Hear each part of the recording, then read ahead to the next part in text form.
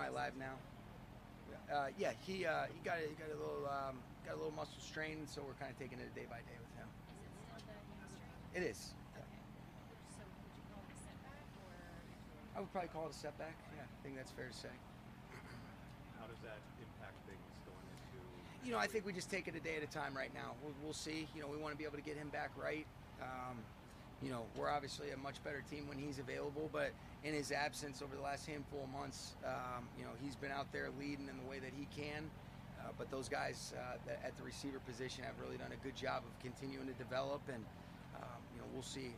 Hopefully, we'll know exactly kind of when he's back as soon as possible. But do have a lot of confidence in the depth that's been developed in that room, and Coach Yarber and Coach Peets and Coach Black have done a great job there. Would you expect him to be available for the opener? I think we're taking it a day at a time right now. Soft tissue stuff like that. I mean, Cooper mentioned it himself. It's just going to be something that they keep extra close precaution. Yeah, it's just tricky, because there's a one thing I've heard Neil Elitrosh say this before, Jordan. There's a difference between return to play and return to performance, and we want return to performance for Cooper Kupp, and we know how special of a player, how special of a person he is, and so I want to make sure that we're smart with that and getting him back to feeling like the Cooper Kupp that we all know, and that he's able to play the way that he's capable of, and whenever that is, whether that be September 10th or not, we'll continue to monitor that and control what we can control.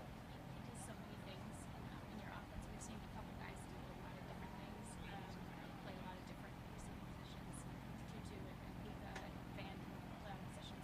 Is that a by committee approach then with the specific role that Cooper has, or is that, do you have someone in mind? I think you just mentioned the guys that have really continued to step up, and Ben Skoronek's another guy that can play a lot of different spots.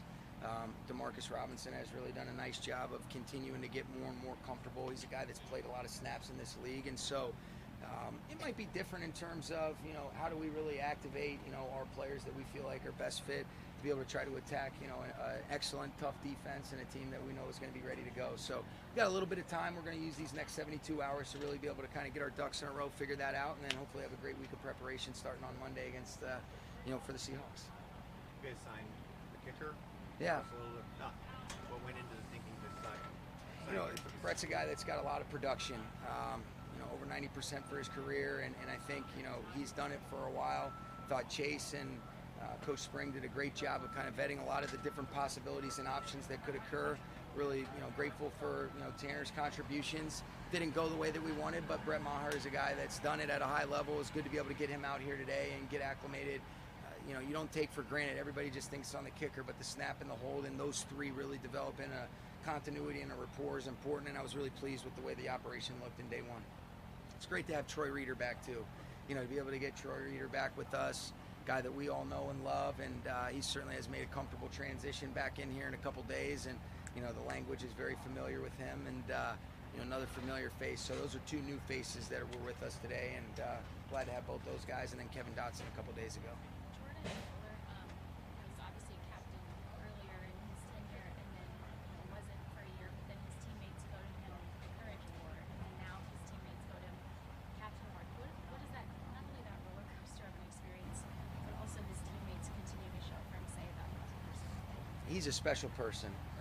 I think it's the epitome. The coolest thing about all of those guys, and we've got a lot of guys that are capable leaders and that could be considered captains in their own right, but these are guys that are leaders. They elevate people in situations that they're a part of. And Jordan's consistency, his commitment to his teammates, his commitment to trying to be the best that he can possibly be, his ability to be able to handle, a lot of good, but also, some of the challenging times with just a steady, even-keeled demeanor. Anybody that's been around him, you can't help but root for him. And this goes back to, being a couple-time captain at Ohio State. I can remember Jeff Hafley talking about him.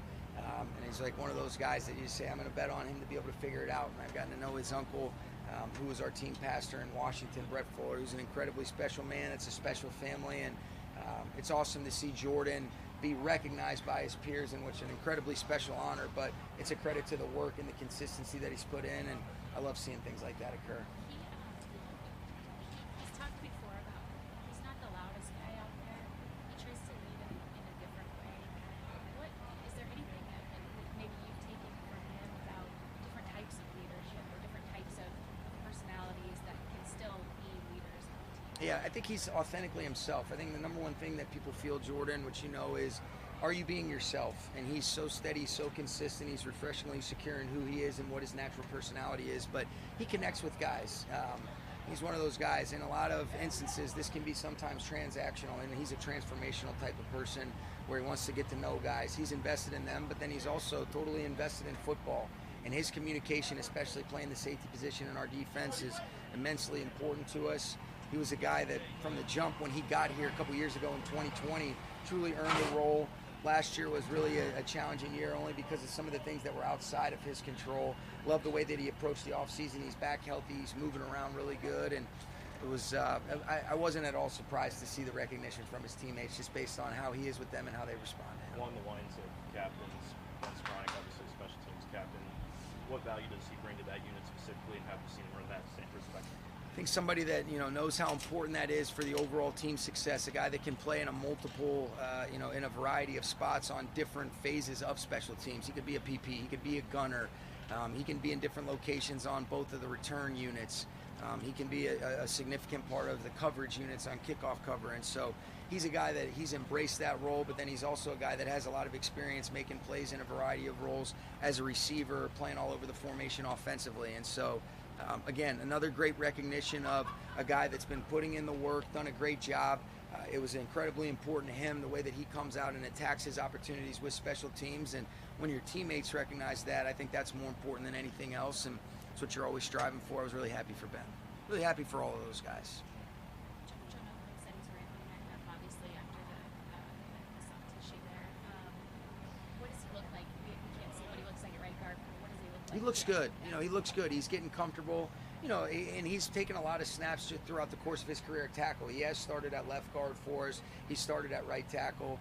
He's got the ability to play outside or inside, but he's really done a nice job at the guard position. I think he's still continuing to fine-tune some of those things, but you can see the overall athleticism, the feel, the ability to be able to bend, to be able to to be able to recover in both phases. And it's great to be able to see Joe come out here. He's put a lot in, even just to recover from the Achilles injury last year, and even just kind of talking to him in the training room before. He's got a good look in his eye, just being able to get out here and compete with his teammates. And again, another guy I'm happy to see back out here, and hopefully we can continue on this trajectory. All right. Okay? Thanks, guys. You're welcome.